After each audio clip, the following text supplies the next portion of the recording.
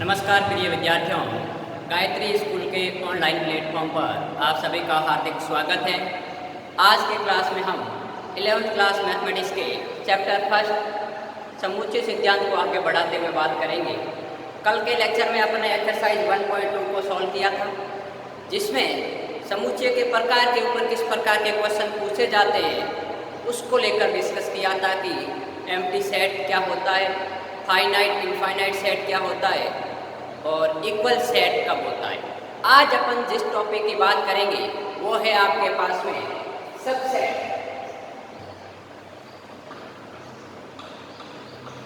जिसको अपन हिंदी में बोलते हैं उप समुच्चय।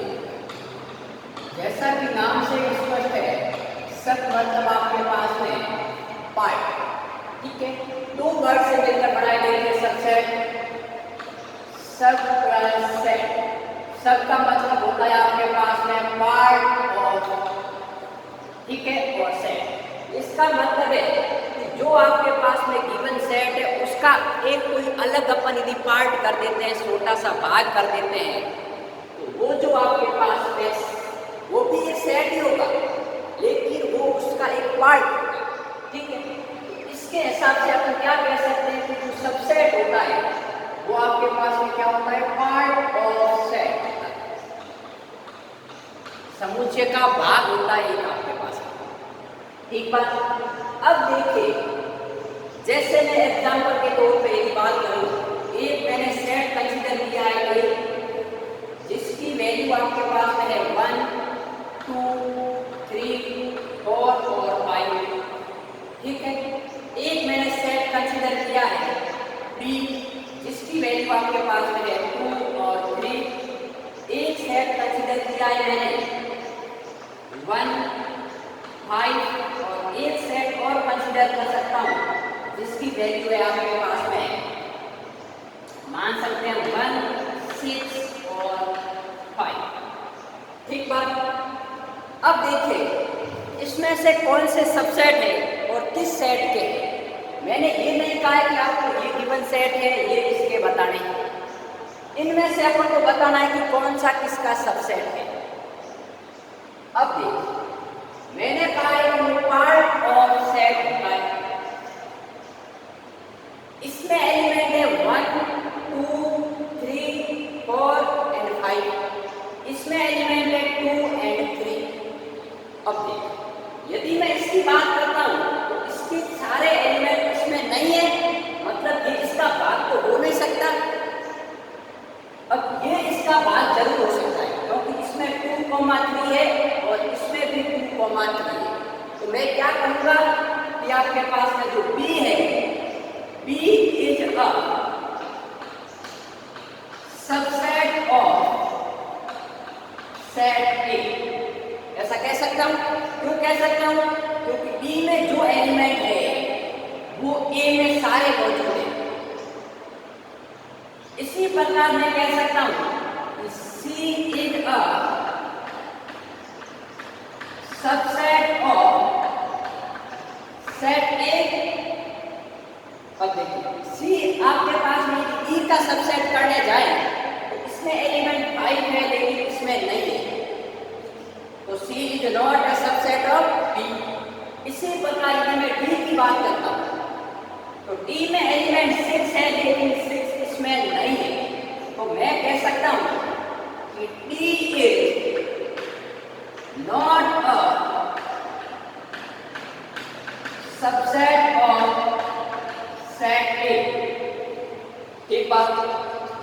अब मैथमेटिकली गणितीय रूप में अपन हर बार ऐसा ही लिखेंगे क्या कि B is a subset of set A, C is a subset of set A, या फिर इसका कुछ नोटेशन होता है। उसको ध्यान में रखने के लिए मैं आपको बता देता हूँ कि जो सबसेट होता है उसको अपन इस सिंबल से रिप्रेजेंट करते हैं, ठीक है। जैसे B is a subset of A, इसका मतलब क्या हो गया, तो B है वो सबसेट है इसका A का, ठीक बात। इसी प्रकार मैं कह सकता हूँ कि यहाँ पर जो C है वो सबसेट है A का, ये सबसेट है और ये C है, ध्यान रखना इसको आप कैसे लिखेंगे। इसी प्रकार जब कोई सबसेट नहीं होता है तो उसको अपन किस प्रकार लिखते हैं? ये आपके पास में सबसेट को रिप्रेजेंट करता है और ये आपके पास में सबसेट नहीं होने को रिप्रेजेंट करता है। ठीक है, तो अपन क्या लिखेंगे? D is not subset of A। ठीक बात। इसी प्रकार C है वो D का सबसेट नहीं है, D C का नहीं है, C D का नहीं है। तो मैं जनरल किस लैंग्वेज पर पहुंचा हूं इन सब एग्जाम्पल को देखते हुए कि सबसेट क्या होता है? एक ऐसा सेट जिसके सारे एलिमेंट गिवन सेट में मौजूद हो तो वो उस गिवन सेट का सबसेट कहलाता है। यदि मैं कोई दो सेट की बात करूं, ठीक है, तो आपके पास देखिए डेफिनेशन क्या पड़ेगी, इसको मैं थोड़ा सा यहाँ से यहाँ लिख देता हूँ। एक समुच्चय B समुच्चय A का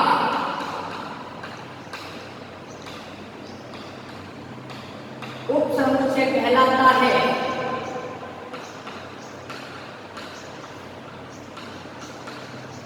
यदि समुच्चय B के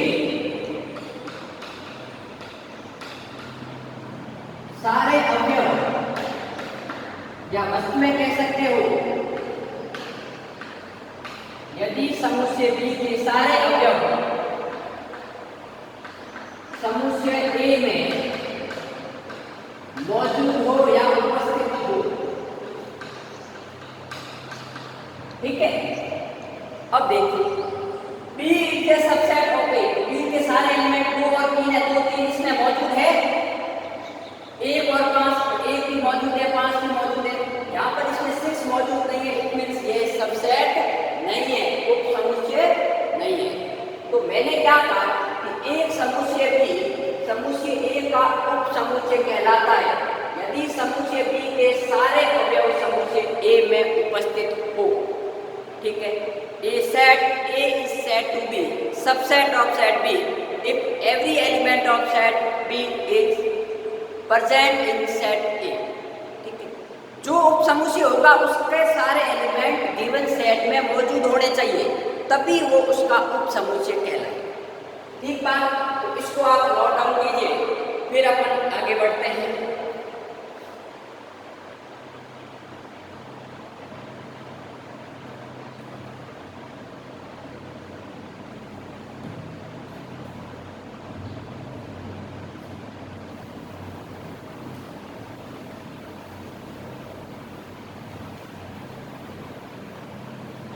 यहाँ पर आपके पास लिखा हुआ है एक समुच्चय B समुच्चय A का उप समुच्चय कहलाता है यदि समुच्चय B के सारे अवयव समुच्चय A में मौजूद हो।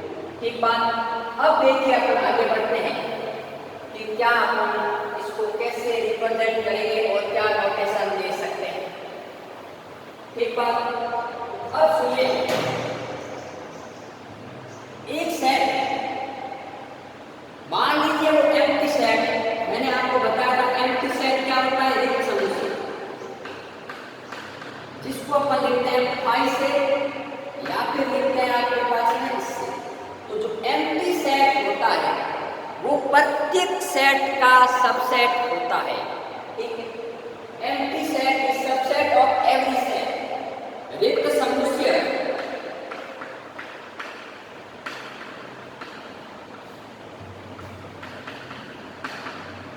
प्रत्येक समुच्चय का उप समुच्चय होता है।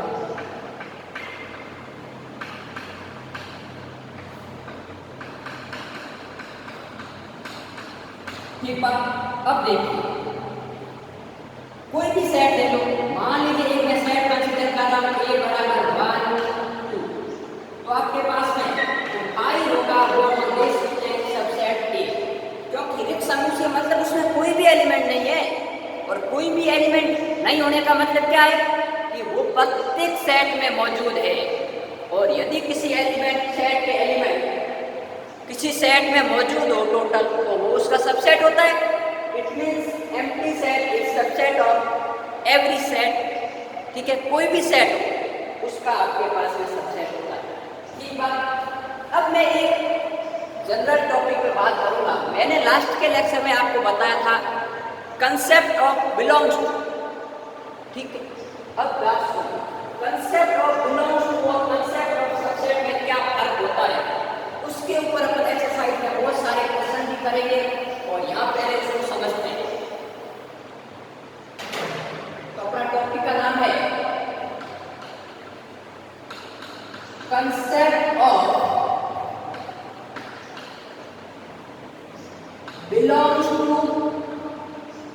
ठीक है, इसको अपन ने क्या किया था, ये लिखा था एंड सबसेट। ठीक है, इन दोनों में क्या फर्क है? कभी कभी स्टूडेंट इनसे कंफ्यूज हो जाता कि ये कब लगेगा और ये कब लगेगा। मैंने कहा था बिलोंग्स टू का मतलब क्या होता है, कोई भी एलिमेंट यदि किसी सेट में उपस्थित है, इसका मतलब है कि वो एलिमेंट उस सेट से बिलोंग करता है। और सबसेट होने के लिए वो जो आपके पास में एलिमेंट है वो सेट में मौजूद हो, अर्थात आपके पास में कोई भी सेट होगा वो दूसरे सेट का सबसेट होगा। एलिमेंट किसी भी सेट का सबसेट नहीं हो सकता। जैसे मैं एग्जांपल लेता हूँ, एक एग्जांपल मैंने ये लिया 1 2 3 4 5। ठीक बात। अब यहाँ पर जो आपके पास में 1 2 3 4 और 5 है, ये क्या है, इस सेट ए के एलिमेंट से अवयव है। ठीक है, यहाँ पर ये जो आपके पास में है ये इस सेट के अवयव के जाते हैं। तो मैं ऐसा कह सकता हूँ कि 1 है वो किससे बिलोंग कर रहा है, सेट कैसे कर रहा है, 2 भी सेट कैसे बिलोंग कर रहा है, 3 भी कर रहा है, 4 भी कर रहा है और 5 भी कर रहा है। कोई डाउट नहीं, ये अपन पहले देख चुके हैं। यदि आपको कह देता है कि 6 बिलोंग कर रहा है क्या ए से, तो 6 इसमें मौजूद ही नहीं है, इट मींस ये बिलोंग नहीं करेगा। तो अब आप सबसेट कैसे करोगे? तो मैं ऐसा कह सकता हूँ क्या कि 1 इज अ सबसेट ऑफ ए। तो ये हमेशा के लिए गलत है, क्योंकि ऐसा नहीं कह सकते भाई, ये एक एलिमेंट है, एक अवयव है और सबसेट होने के लिए वो सेट होना जरूरी है। और सेट कब होता है, जब वो एक कर्ली ब्रैकेट के अंतर्गत लिखा गया। ठीक है, तो इसका मतलब ये आपके पास में गलत है, ऐसा नहीं हो सकता। तो कैसा होगा? तो अपन ऐसा कह सकते हैं कि यदि मैं इसको सिंगलटन 1 लिख देता हूँ, सिंगलटन 2 लिख देता हूँ, सिंगलटन 3 लिख देता हूँ, सिंगलटन 4, तो अब ये है वो बिलोंग करेगा सेट, सॉरी सबसेट होगा सेट ए। इस केस में ये सबसेट होगा। अब आप ऐसा नहीं कह सकते कि जो सिंगलटन ए है वो बिलोंग करता है ए से। तो अब ये गलत हो जाएगा, क्योंकि ये तो सेट है और सेट कोई भी सेट का सबसेट हो सकता है, बिलोंग कभी नहीं करता। ठीक है ना? तो जब आपके पास में सेट की बात आएगी तो अपन सबसेट की बात करेंगे, और जब एलिमेंट्स की बात आएगी तब अपन बिलोंग्स टू या डज नॉट बिलोंग्स टू के कंसेप्ट को लेके चलेंगे।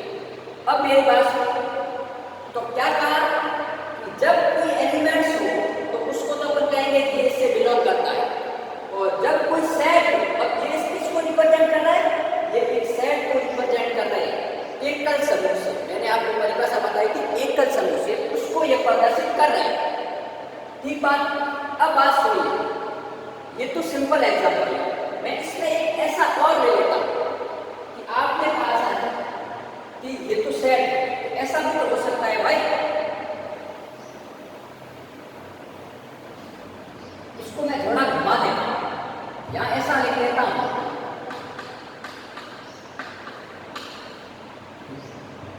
अब क्या ये तो ठीक है कि मैं ऐसा लिख सकता हूँ 1 belongs to A, 2 belongs to A, 3 belongs to A, 4 belongs to A, 5 belongs to A और 6 बिलोंग्स टू ए। तो क्या ये सही है? तो 1 बिलोंग कर रहा है, कर रहा है, 6 भी कर रहा है, लेकिन और है वो इस सेट ए से बिलोंग नहीं कर रहा। क्यों नहीं कर रहा? क्योंकि इस सेट के अंतर्गत ये सारे एलिमेंट हैं। उस केस में ये 4 है वो एक सेट के इस कर्ली ब्रैकेट के अंतर्गत आ गया, मतलब ये सीधे तौर पर ये टोटल एक एलिमेंट को रिप्रेजेंट करेगा। ये जो सेट है वो टोटल एक इस सेट ए का एलिमेंट है, तो ये इससे बिलोंग नहीं करेगा। तो कैसे बिलोंग करेगा? उसके लिए अपन कहेंगे 4, 5 है वो बिलोंग करेगा सेट ए से। अब आप कहोगे सर ये तो आपके पास सेट हो गया, नहीं, क्योंकि भाई ये सेट है, उस सेट के अंदर जितने भी एलिमेंट्स होते हैं वो सब इसके एलिमेंट कहलाते हैं, जितने भी वस्तुएं होती है। अब ये जो कॉमा के द्वारा पृथक है उसमें ये एलिमेंट कहलाएगा पूरा, इसको अपन अलग अलग नहीं कर सकते, ठीक बात। तो अब आप कहोगे कि क्या सर मैं ऐसा लिख सकता हूँ आपके पास में 4 और 5 है वो सबसेट ऑफ ए। अब ये भी गलत है। क्यों गलत है? क्योंकि ये तो इसका एलिमेंट है, तो ये इसका सबसेट नहीं हो सकता। ध्यान रहे, जब भी आपके पास में कर्ली ब्रैकेट के अंतर्गत कर्ली ब्रैकेट और आ जाता है तब वो एलिमेंट को रिप्रेजेंट करेगा, सेट को रिप्रेजेंट नहीं करेगा। तब आप कहोगे सर इसमें तो अपने एलिमेंट को कर्ली ब्रैकेट के द्वारा सेट पर चेंज किया था, तो क्या इसको भी कर सकते हैं? बिल्कुल कर सकते हैं। तो ये तो गलत है, इसको सही कैसे लिखेंगे? ऐसे लिखेंगे, ये तो एलिमेंट है, उसके ऊपर एक और कर्ली ब्रैकेट आ गया, मतलब अब ये सेट ए को रिप्रेजेंट, ए का क्या है? सबसेट है, ठीक बात। तो ये था अपना कॉन्सेप्ट बिलोंग्स टू का और सबसेट होने का, कि किन केस में वो सबसेट होता है और किन केस में वो बिलोंग करता है, ठीक है। अब देखिए इसमें भी आपके पास में कई तरह के एग्जाम्पल होंगे एक्सरसाइज में, जिसमें अपन बात करेंगे कि कौन सा इससे बिलोंग कर रहा है और कौन सा नहीं कर रहा है, ठीक बात। तो अब यहाँ पर आपके पास में इस सेट के लिए ये गलत होगा, ठीक है, इसके लिए आपके पास में ये सही होगा, ये गलत होगा, और ये आपके पास में दोनों गलत होंगे, ठीक बात। तो आज अपन इतना ही डिस्कस करेंगे। कल के लेक्चर में इसके ऊपर बेस्ड एक्सरसाइज है उसको लेकर बात करेंगे कि इसमें किस प्रकार के क्वेश्चन पूछे जाते हैं।